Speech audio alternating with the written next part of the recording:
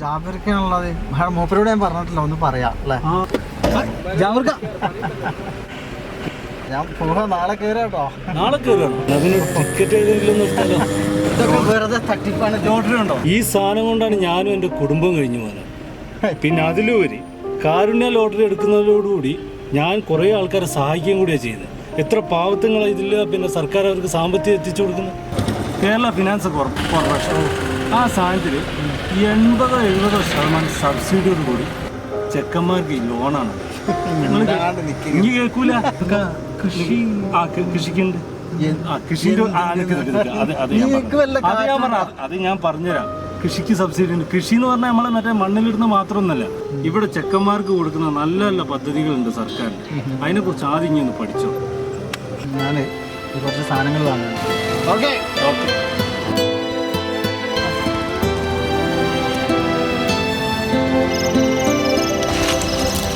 നീ വിഷമിക്കണ്ട, ഞാനവിടെ പോയി സെറ്റ് ആയി കഴിഞ്ഞാൽ പിന്നെ അപ്പം തന്നെ കൊണ്ടുപോയിക്കോളാം. നീ എന്തിനു വിഷമിക്കുന്നു? നിന്നെ കൊണ്ടുപോകും.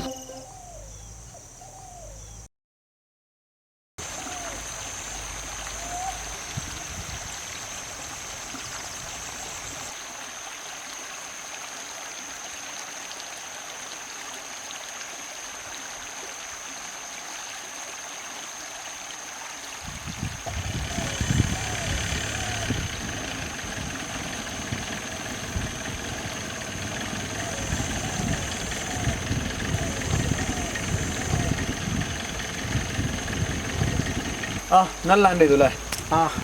കാണാം മച്ചാനെ. എത്ര കാലമാണ് ഈ തിരക്കായിരുന്നോടാ? എന്ത് തിരക്ക്?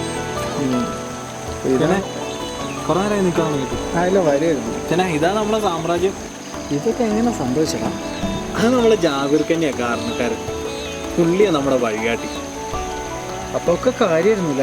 പിന്നെ പുറകെ കുറച്ച് നടക്കേണ്ടി വന്നു. എന്നാലും അതിനൊരു സുഖമുണ്ട്. ഇപ്പം നമ്മുടെ സർക്കാർ എന്തൊക്കെയാണ് നമുക്ക് വേണ്ടി ചെയ്യുന്നേ അറിയൂ.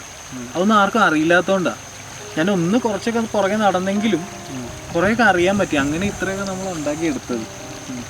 ഒരു രാഷ്ട്രീയ കൃഷി വികാസ് യോജന, പിന്നെ അതുപോലെ നെൽകൃഷി സംഭരണം, ഇങ്ങനെയൊക്കെ പറഞ്ഞു തന്നെ നല്ലൊരു എമൗണ്ട് നമുക്ക് കിട്ടുന്നുണ്ട്. ഈ പ്രോപ്പർട്ടി ഒക്കെ ഇപ്പോൾ കുറച്ച് കഷ്ടപ്പെട്ട് ഉണ്ടാക്കി.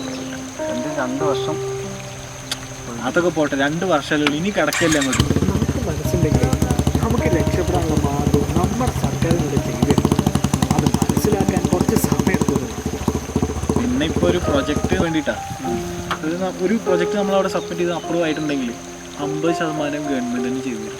അപ്പോൾ ഞാൻ അതും കൂടെ ഒന്നിങ്ങനെ ചെയ്തുകൊണ്ടിരിക്കുകയാണ്. എന്നെയും കൂടെ ഇവിടെ കൂട്ടുക. നിന്നെ കൂടെ മനസ്സിൽ കണ്ടിട്ടല്ലേ